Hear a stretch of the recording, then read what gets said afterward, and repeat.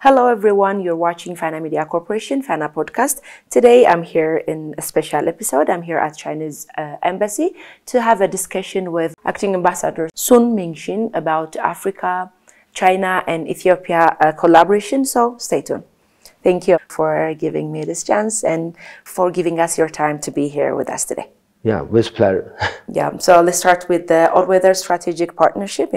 Before 2 years, in October, Prime Minister Abiy Ahmed had visited China, Beijing, and our nation's collaboration had elevated to all-weather strategic partnership. So how would you describe the current phase of this relationship and what new priorities are shaping cooperation between our two countries? Actually, Ethiopia is the first country to establish this all-weather strategic partnership with China and Africa. In the past 2 years, these high-level exchange of visits are very frequent, and the mutual political trust continues to deepen, and pragmatic cooperation continue to expand. For example, in economy and trade, in digital economy, in talent development, infrastructure development, and so on. And this year, in July, our Chinese Premier Li Qiang met with Prime Minister Abiy in Rio during the BRICS summit, and expresses China's willingness to continue the cooperation and the Belt and Road cooperation frameworks. And he mentioned that China supports promoting the Ethio-Djibouti Railway as a flagship product under this cooperation framework, and also emphasized this expanding these trade and investment, and enhancing the cooperation in this e-commerce, the digital economy, this renewable energy, and infrastructure, and also in youth education and tourism. And he proposed that the two countries should enhance coordination in the multilateral mechanisms, as like the UN, the BRICS, and also advocate for the true multilateralism, and support the economic globalization and free trade, and oppose unilateralism, protectionism, and the tariff war. Let's talk about the Ethiopian BRICS membership. So yes. Ethiopia inclusion in BRICS group marked a major milestone in its international engagement, right? So how does China view Ethiopia's role within BRICS family, and how can both countries work together within this platform to advance shared goals, especially around fair global development and governance? Yeah. And first, congratulations for the for your membership in BRICS. And Ethiopia's membership in BRICS is a milestone to Ethiopia and also to the BRICS mechanism. It not only provides Ethiopia with a new platform for participating in the global governance, but also enhance the representativeness of BRICS as a primary platform for South-South cooperation. And in terms of trade and economy, and the Addis, the Xiamen is a major city in the southern part of China. The Xiamen, Addis Ababa, Sao Paulo, this cargo route is launched 2 years ago, has operated 598 these flights, and facilitating this more than 750 million US dollars. So that's a good example for this our bilateral coordination in this in the BRICS. And also last month, the BRICS leaders' virtual meeting reached important consensus on strengthening this multilateralism and and enhancing this mutual trust and solidarity, and promoting this openness. I think we have more room for cooperation in this in BRICS. Let's talk about the economic partnership and growth now. And China remains Ethiopia's largest trading and investment partner. We all know that. And how is this partnership supporting Ethiopia's economic recovery and transformation, particularly in manufacturing, agriculture, infrastructure, and digital technology?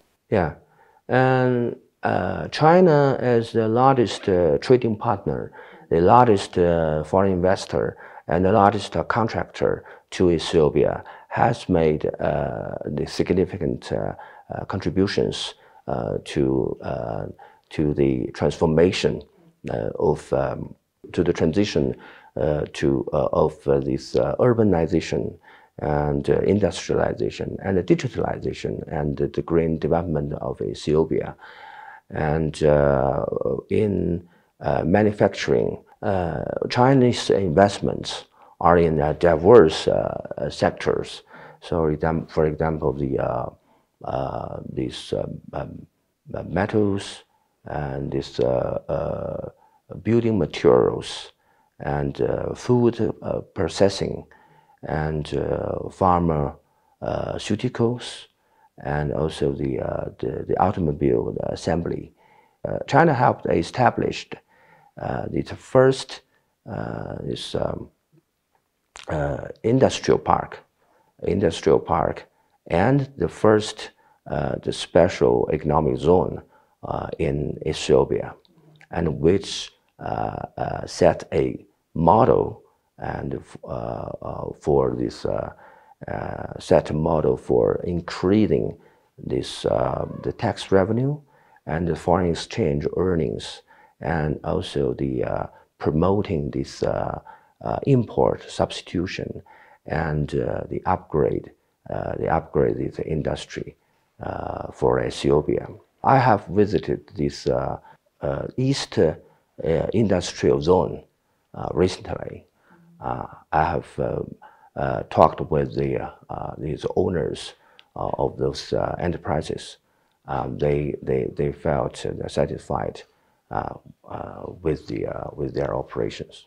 This manufacturing, and you mentioned also the agriculture. Agriculture and digital technology. Okay, for agriculture, I think China support Ethiopia through the preferential and these policies like these zero tariffs to expand the export of coffee and this sesame, and recently this soybean meal to China, and which increased the farmers' incomes and the foreign exchange earnings, and the boost the agricultural productivity. And also China supply this fertilizer, this agricultural machinery and related this service. At the same time, by sending this agricultural vocational agriculture teams and senior these agricultural experts and the tripartite cooperation with the international organizations like the UN, and China supports the upgrading of this of your agriculture sector, and this manufacturing agriculture. What else? Digital technology. Digital technology, digital sector. And Chinese companies not only supplied this telecommunication, this equipment to promote the transition from 2G to 5G for Ethiopia, but also recently they increasingly focus on creating a digital ecosystem. So spanning this, for example, the e-commerce, this smart city, and artificial intelligence and e-governance, and to promote the digital transformation across industries. Yeah, so how does China ensure those projects, that's the one we mentioned before, promote inclusive and sustainable growth for local communities? Yes, because we, I think this comes to the job creations. And I give you some examples. In East Industrial Zone, altogether, the Chinese companies created 25,000 these jobs for the local workers, and at the same time stimulate the employment in upstream and downstream industries. And the Adam wind power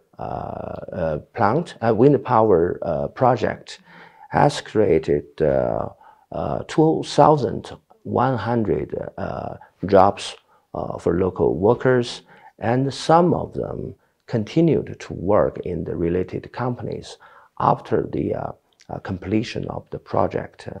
And the Ethiopian, the national pride company, the Ethiopian Airlines headquarters project hired more than 500 this local workers, and the Chinese government always encourage the Chinese companies here to fulfill these corporate social responsibilities. Yeah, so you mentioned it. I was about to ask that Chinese companies have made a strong presence in Ethiopia, especially in industrial parks and in construction, in renewable energy sectors and others. So beyond investment, how are they contributing to job creation? I was about to say that, but you said it. So if you want to more elaborate it, then also to skill transfer. And like transferring skill to locals and stuff like that, and local capacity building according to that. I recently attended a conference hosted by the visiting Shanxi provincial government, and at that conference, Mr.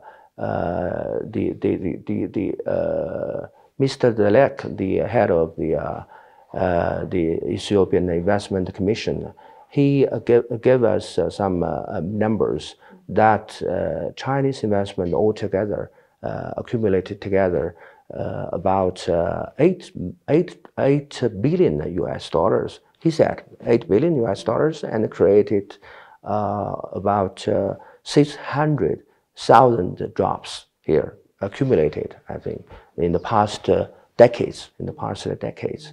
And for the technology transfer, I think for the I give some examples for the Addis Future City project, undertaken by the Chinese the companies, and shares with China's free trade zone experience with Ethiopia, which will help upgrade the industrial parks here, and also the some of these platforms like the Chinese language workshop by CCCC Ethiopia. CCCC is very famous here. It's yes. China Communications Construction Company. It is very famous in the construction very famous sector. Yeah. This workshop and the other is the BEMOR, called BEMOR Academy by Sanoma, Ethiopia. Sanoma is also Sanoma International is also very the big Chinese company. So these two platforms continued to to promote the integration of industry and education, and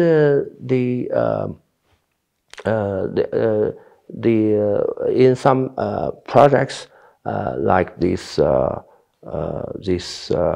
Bole International Airport expansion, and also you're very familiar with this Friendship Square, and the Chinese companies introduce this green and modern construction and these landscaping technologies with their counterparts.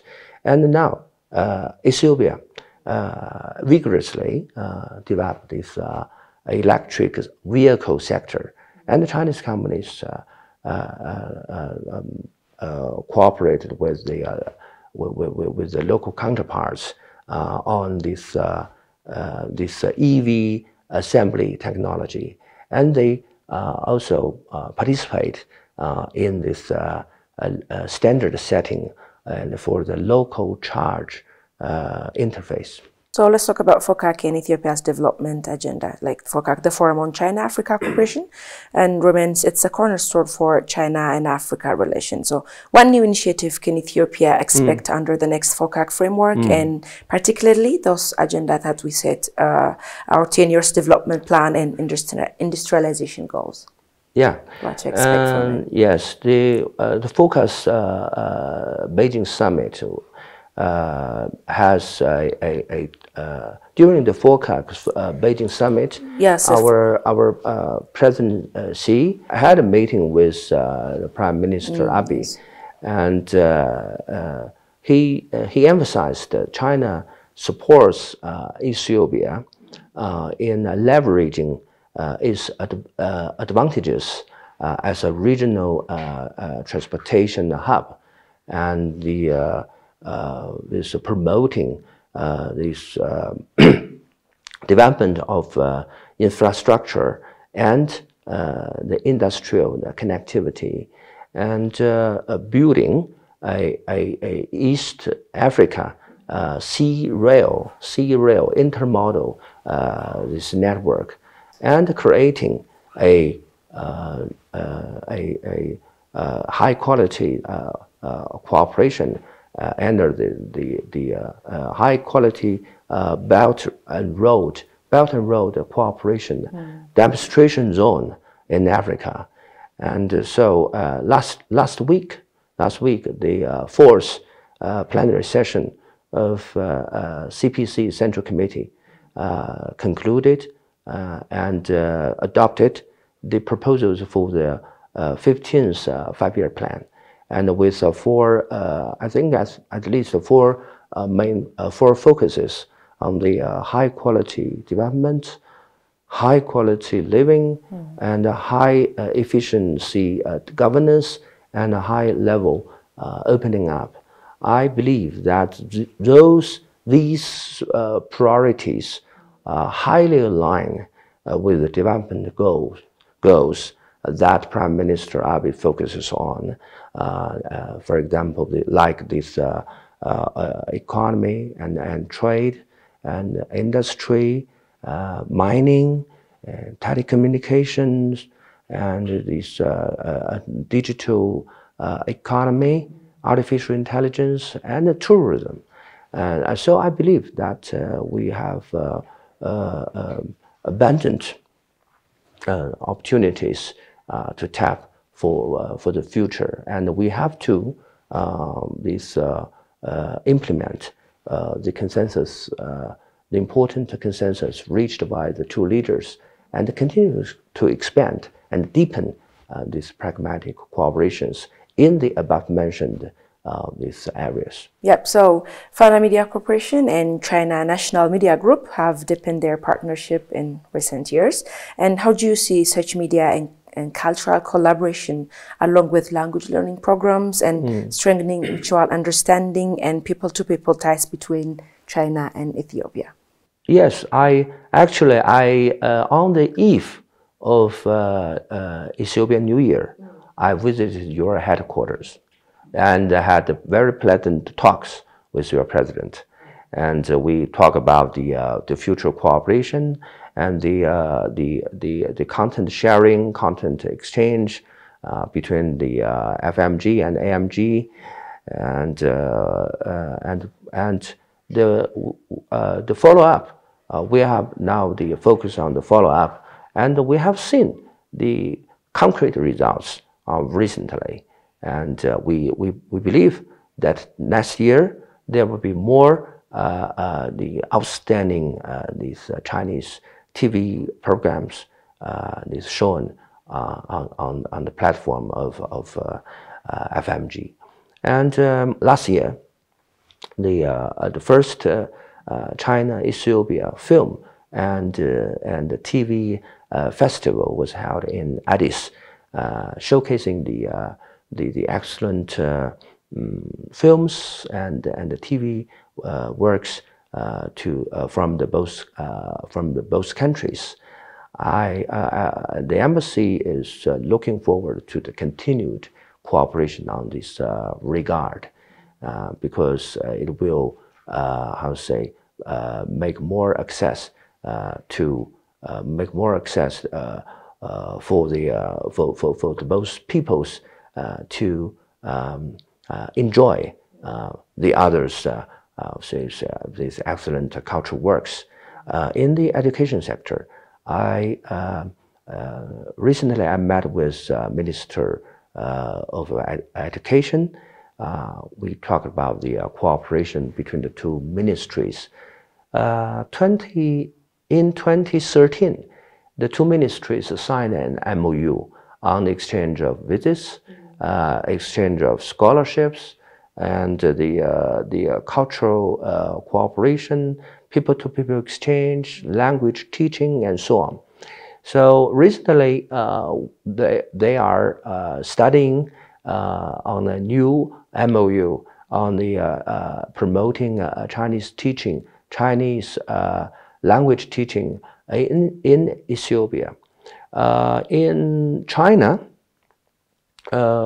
in Beijing Foreign Studies University, the Amhara language teaching, Amharic language teaching have there already, and there are two Confucius institutes here teaching Chinese, and Ethiopia has been the top recipients of Chinese scholarships and short-term training in the world, and in the recent years.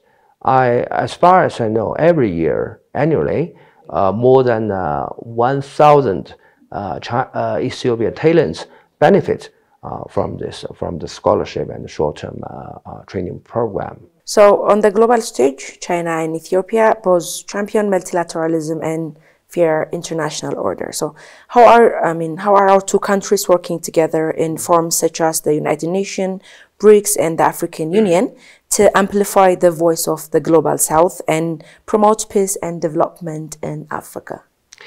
Yeah, I think now the world is undergoing profound changes. We say often that those changes, profound changes, are unseen for centuries.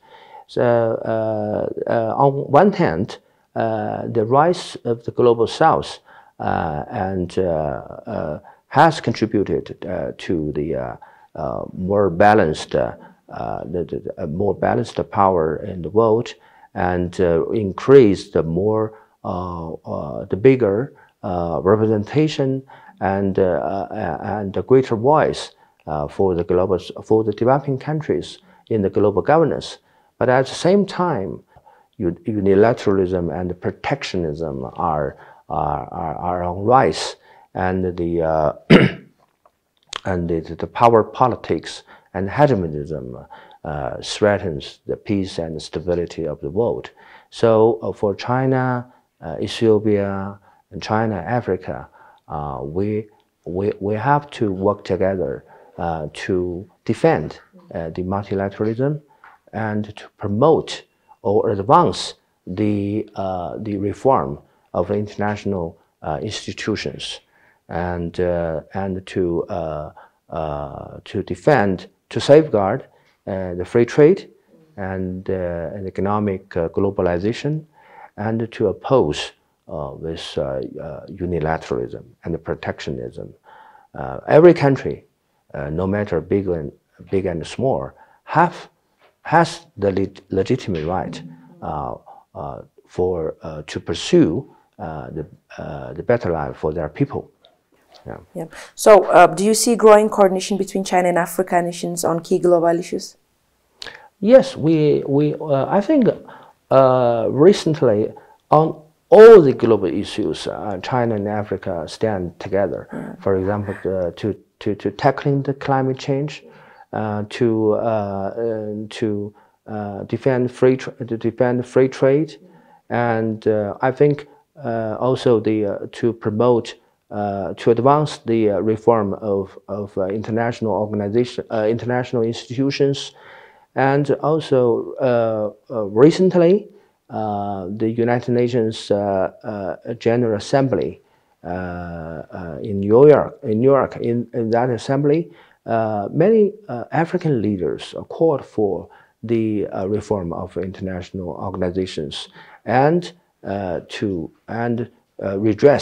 called for redressing the historical injustice endured long by Africa. China understands this and supports Africa's this just demand.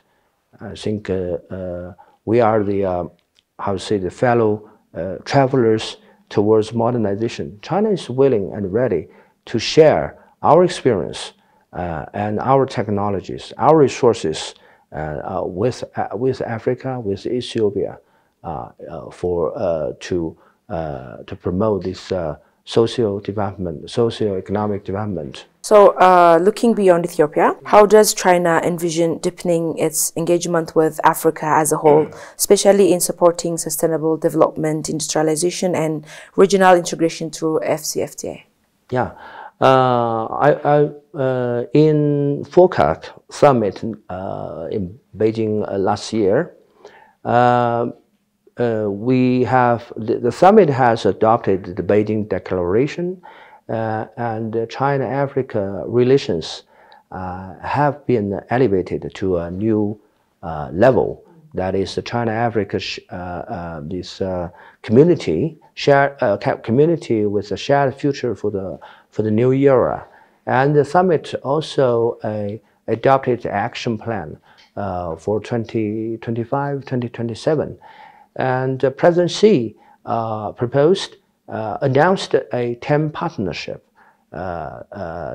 covering these 10 areas for China and Africa's cooperation in promoting the modernization. If I remember right, because it's 10 areas. For example, the exchanges among civilizations, exchanges from civilizations, trade prosperity, industrial chain cooperation, and the agricultural revitalization, health, livelihood improvement, green development, and also common security, infrastructure development, and so on. So this all is 10 areas. I think this has laid a framework for the China-Africa cooperation in the next 3 years. And I want to emphasize that China always keep its promise, and is when China made a commitment, China will fulfill. And we don't make empty promises like some other the powers. And we at the same time we call for the developed countries to honor their commitments for of this, for example, the climate financing, the development assistance for Africa, and also the technology transfer and the knowledge sharing. Before I conclude, is there any message or aspect of China-Ethiopia or China-Africa relation you'd like to highlight for our audiences, or you want to add anything? Yeah, I think Ethiopia is our ironclad the friend, and Africa is African people are our best of our brothers and sisters, and so we are the fellow travelers towards modernization, and we will continue to learn from each other and share our experience with African friends, and we pursue the common prosperity, because China has a population of 1.4 billion, and Africa has also 1.4 billion people altogether. As a continent, yes. Yeah, as a continent. So China, Africa combined, we account for 1/3, I think, one third of the world population. So the prosperity of the world cannot realize unless China and Africa realize our goal. Acting Ambassador, so thank you for sharing your side with us. Thank you so much. And you to our audiences, thank you for tuning in. I hope you have got something important from this conversation. Until next time, good day.